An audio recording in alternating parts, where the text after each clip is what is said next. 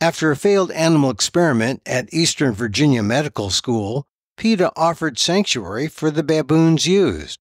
What happened to the baboon shows how evil experimentation can be, and why the school must be shut down.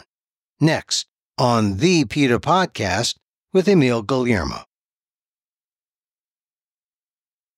Welcome to the PETA Podcast. I'm Emil Guillermo, your host for this inside look at animal rights, brought to you by PETA, the largest animal rights organization in the world. On today's episode, protesters are outside Eastern Virginia Medical School demanding answers. Why did the school reject PETA's offer to provide sanctuary for female baboons, tortured in useless experiments?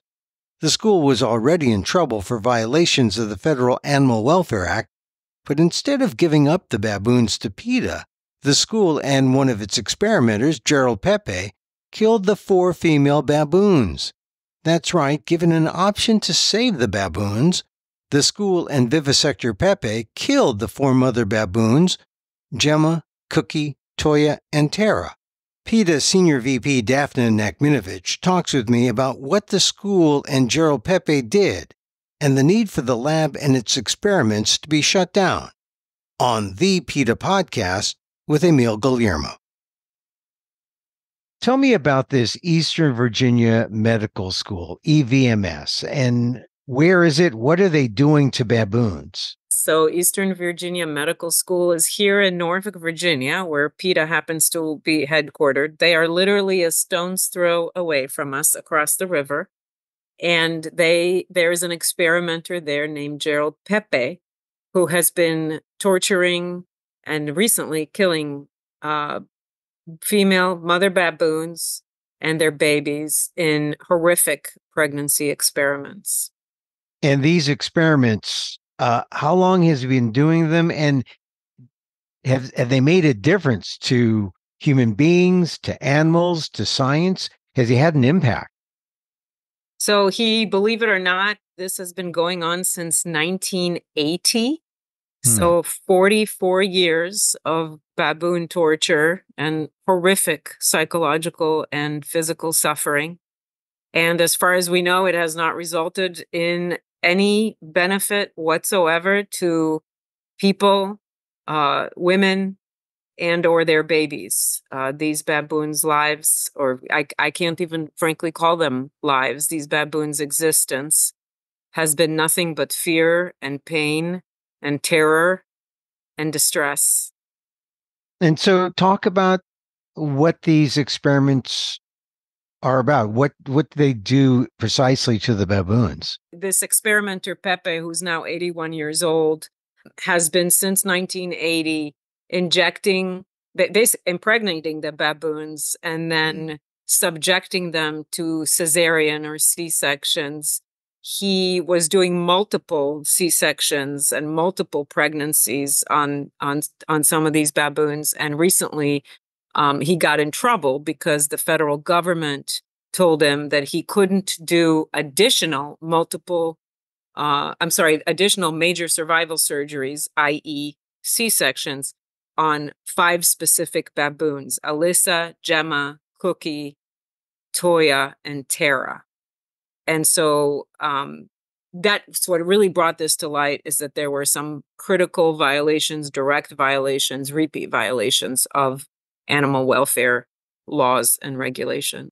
He's impregnating baboons with baboon semen, I presume. Well, I think they were breeding. I think that they were, I don't know how the breeding occurred, but the baboons were either subjected to male baboons, or they were artificially inseminated. I don't know the details of that. I know that he was cutting the babies out of them at various stages of pregnancies in order to quote unquote study the tissue.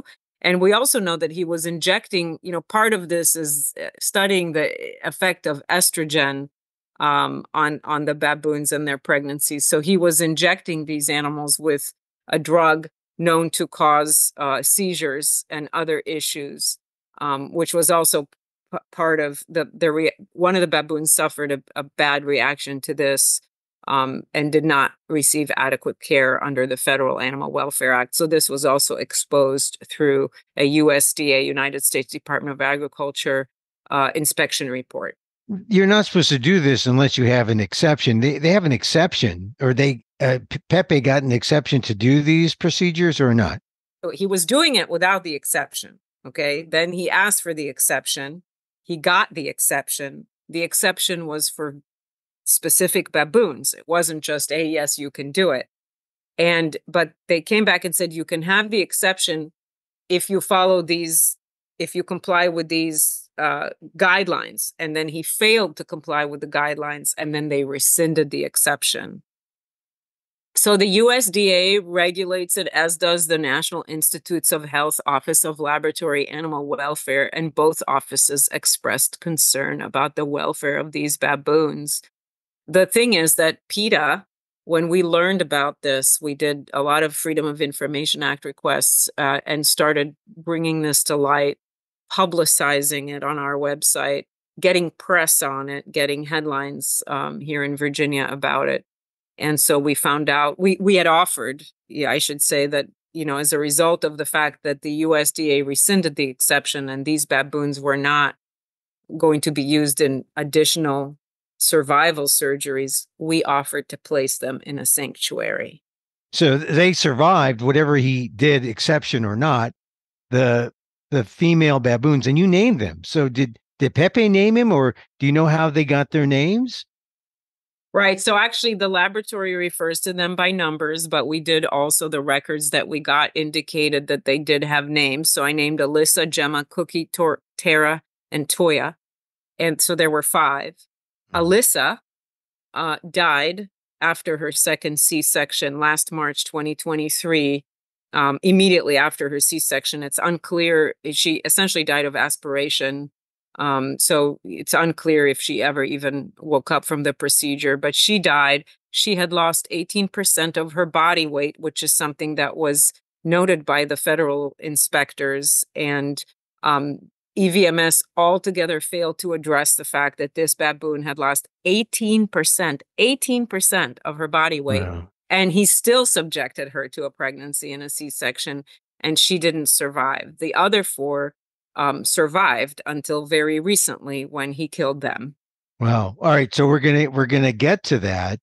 The USDA went in once the publicity started picking up.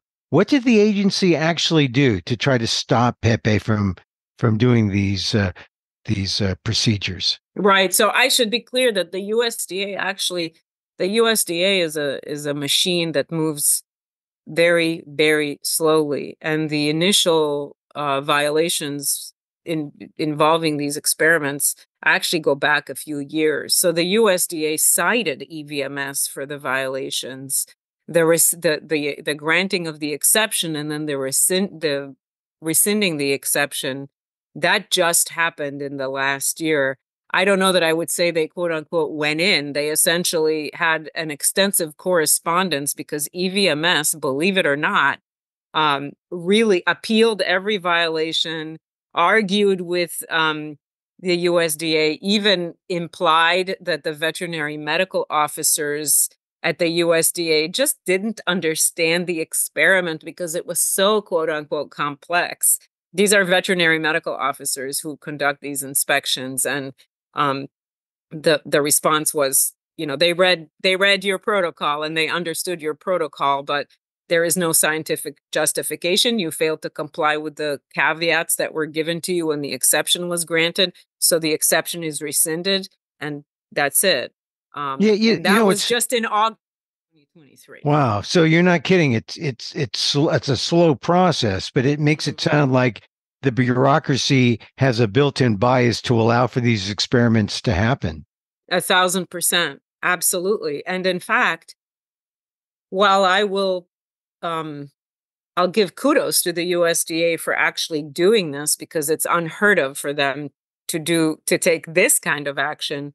At the end of the day, these baboons didn't get the help that they needed. These baboons were trapped in a cold metal barren cage at the EVMS laboratory, like the many baboons that preceded them. They were in limbo. And ultimately, while he faced some humiliation due to the violations that the USDA found, when it's all said and done, he tortured and killed these baboons. The baboons ultimately, the only thing I can say, if we're going to try to be positive about this, is that I'm thankful that they're no longer suffering in a cold laboratory cage waiting for the next poke, prod, or cut, or what I'm sure they saw as torture when a human approached the cage that they were confined in. So Pepe was essentially stopped by the USDA. What did PETA do when PETA tried to save the baboons? Just to be clear, I mean, Pepe was stopped from doing it to these baboons. They didn't tell him he couldn't do it to other baboons, right? So he was stopped for these 5, then 4 baboons. And when it became clear that these 4 baboons, who were 18 years old, so really is like a woman in her late 60s or 70s, these are elderly gals, I mean, were they able to bear young baboons? I mean, were they still, I mean, they don't have do they have the same kind of biological clock as human? Apparently not, because he was still getting some pregnancies out of these elderly baboons, unfortunately. But, a record we received recently, the way that it was couched is that they basically blamed the baboon for not getting pregnant, or her failure to, which is just outrageous. But anyway, PETA offered to take these baboons and place them in a sanctuary, and the sanctuary was standing by to receive them.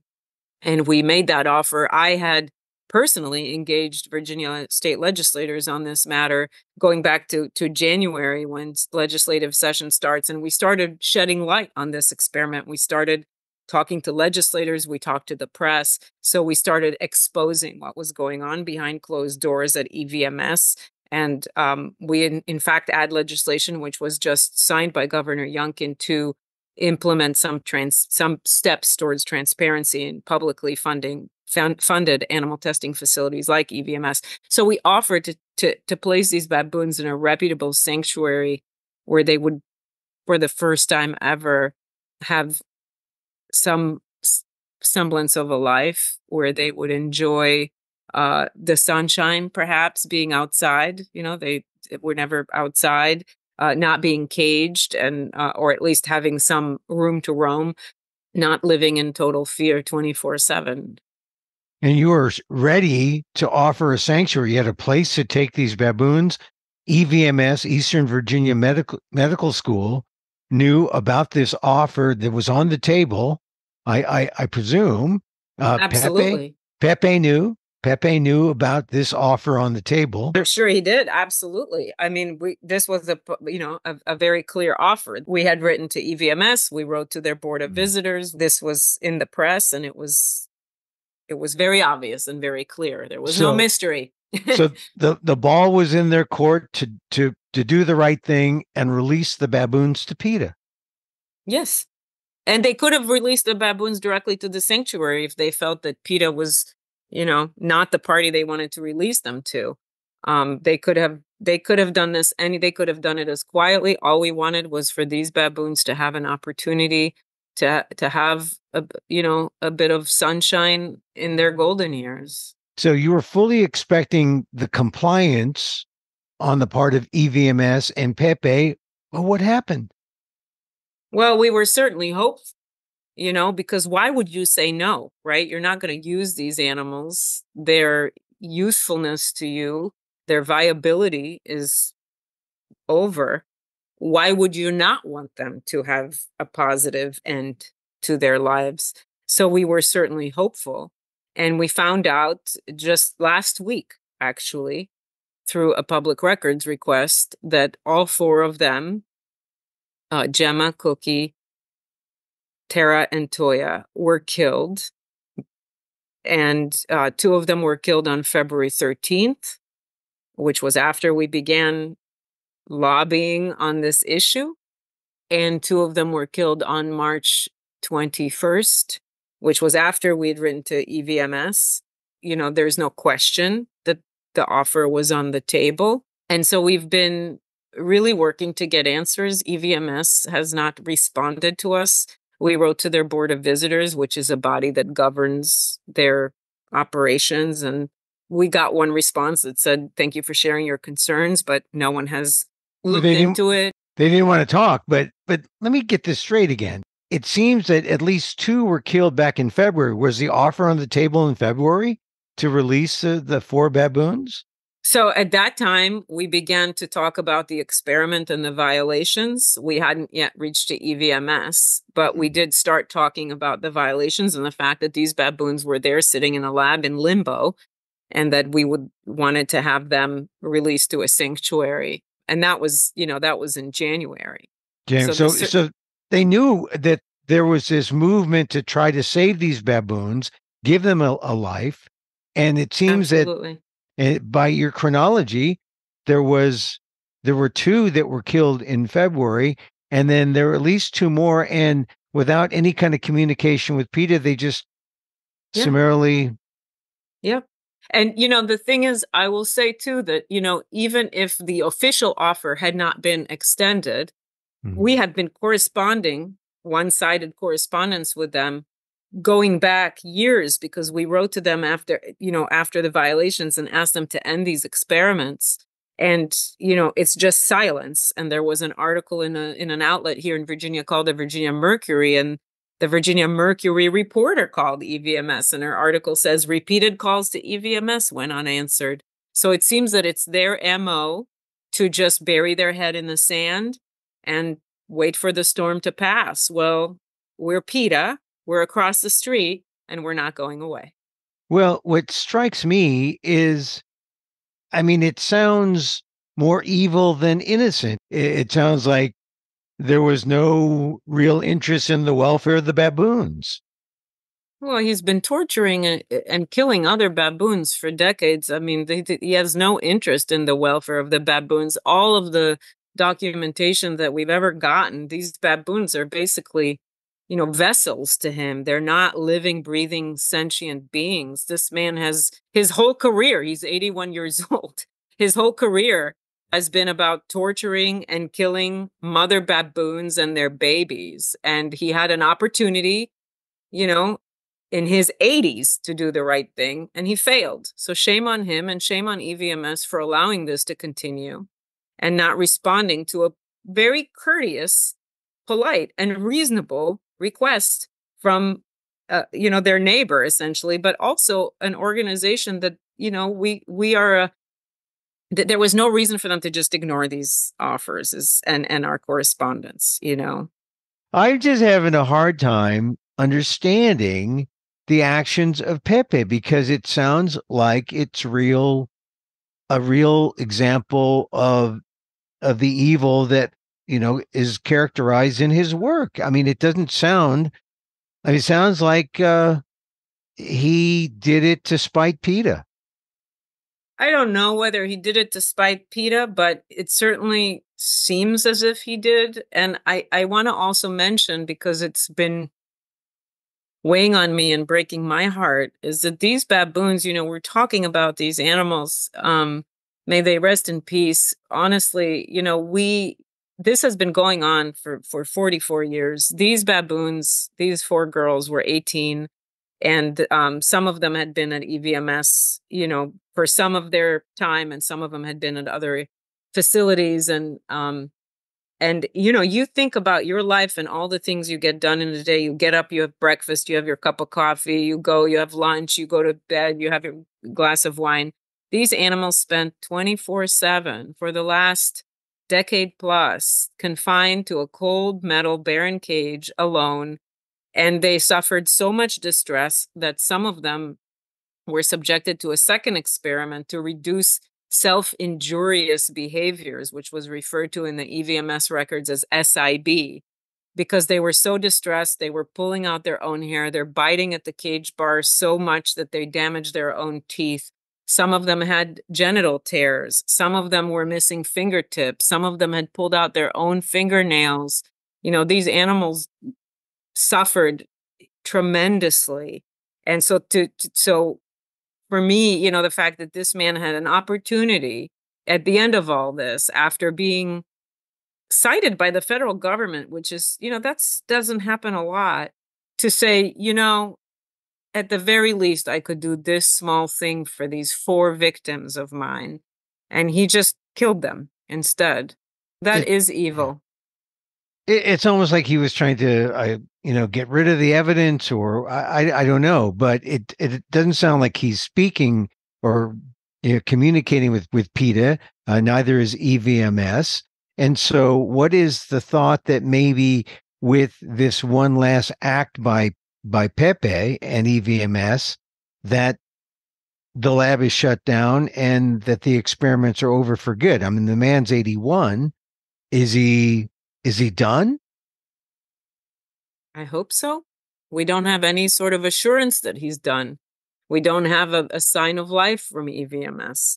We just know that these baboons are dead. There are no baboons at this laboratory right now, but we are not given any assurance that the laboratory is shut down, the experiment is over. We just know from the records that he killed these 4 girls. And what's the next step? How does PETA get the confirmation of what the future will be if the lab is shut down or if the lab continues?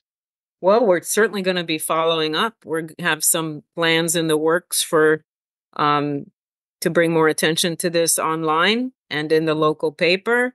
And we're, probably going to end up planting ourselves in front of the facility with a few signs next week. We want to tell their stories. Their stories need to be told, and they deserve to have their stories told. And, you just wish you could tell them that they won't be forgotten. And the stories you're referring to, Jemma, Cookie, Toya, and Tara. Yes, I think their stories need to be told, and I think people need to wake up to the fact that this is animal experimentation. And whether these animals are baboons or dogs or cats or mice or rats, they suffer just the same. Some humans happen to relate more to non-human primates, but these animals all suffer terribly.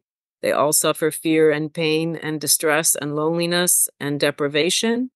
And I think that these baboon stories, from what I've seen when I've talked to legislators and others who don't know anything about animal rights or vivisection, that they're really moved and upset by what these baboons suffered. And this is animal experimentation, period. And what are the people who you talk to at the legislature there in Virginia? What are they saying about this Transparency Act? And what can that do, if it is passed, to help end experimentation in Virginia? I think that it's very premature to talk about the end. I like your ambition. But this is a work, essentially the bills, which started as something else because of resistance and actual very strong opposition and lobbying by publicly funded universities in Virginia, including EVMS, who spoke against the original version of these bills. The bills were turned into a task force. So the creation or convening of a task force to study deficiencies in transparency at publicly funded animal testing facilities, because we have been saying for years, taxpayers fund your existence. How many animals do you have? How much money do you spend on animal versus non-animal research? This is basic information. Surely you have it, but they don't want to share it. So we've made the case. I think we resonated with some legislators. There was a lot of negotiation and compromise, but the bills, and they were signed by the governor, is 2 bills, but they are the same bill. One is the House, one is the Senate. The bills passed. They passed. They had bipartisan support. They had bipartisan sponsorship. And the governor signed them 3 days ago on Monday, which was the last day, the deadline. And the task force has not yet been convened. But what we hope it will accomplish is identify deficiencies and make recommendations to the legislator on how to increase transparency in our publicly funded animal testing facilities. And by transparency, it just means if you're going to do something evil, or if you're going to do something that is torturous or that threatens the lives of these living sentient beings, it should be out in the open, right? Is that essentially? Absolutely. Well, and then this transparency that we're talking about is just basic data. How many animals do you have? How many animals do you have? How many animals do you use? How much money of taxpayer money do you spend on animal experimentation? This is simple stuff. This is 1, 2, 3, ABC. We're not asking them to change anything. We wanted to have, after the FDA Modernization Act passed, we wanted to have a starting point. Let's find out, how many animals are we using? How much money are we spending? Let's revisit that and find out, look at this again on a yearly basis. But they don't want to give us that information. So we pushed hard enough to get at least this task force, and we're celebrating that. It's the best we could do. This is good for Virginia. Maybe in other states they can adopt this. What can listeners who are taken by the stories of Jemma and Cookie and Toya and Tara, what can they do to make sure that EVMS does not start up again, and that Gerarld Pepe his torturous career is over? Yeah, join us on PETA.org. Come and visit with us on PETA.org. If you want to see specifically what EVMS is doing, you just PETA.org/Virginia, and you will see our EVMS page and a long list of their violations, and certainly our action alert and how you can take action to get some answers on what these baboons suffered. Well, Daphna, thank you again for being part of the PETA podcast. Thank you for having me. Daphna Nachminovich, PETA Senior VP on Eastern Virginia Medical School, and the baboons killed there despite the fact that PETA had offered sanctuary for the 4 female baboons. And that's our show for today. Thank you for listening. Don't forget to send a link of this show to your friends. Tell them you like the PETA podcast. You can contact us at PETA.org. You can find me on Twitter at Emil Amok, or see my vlog at amok.com, or see my work at ALDEF, the Asian American Legal Defense and Education Fund. That's ALDEF, AALDEF.org/blog. Or see my one-man show, Emil Amok, Lost NPR host, and other monologues at the New York City Fringe Festival. That's this month. Or go to frigid.nyc and look for Emil Amok, or also go to amok.com/tickets for more information. Also, the Orlando Fringe Festival, I'll be there in May. And get this podcast on YouTube at Emil Amok 1. Once again, thank you for listening. Check out all our episodes on your favorite podcast app or on Apple Podcasts, where you can subscribe to as well as rate and review the show. It helps get the word out about the issues you care about. The music is provided by CarbonWorks. When it's there, check them out on YouTube. And join us again next time for more insight into animal rights and the fight for a cruelty-free world on the PETA Podcast. I'm Emil Guillermo.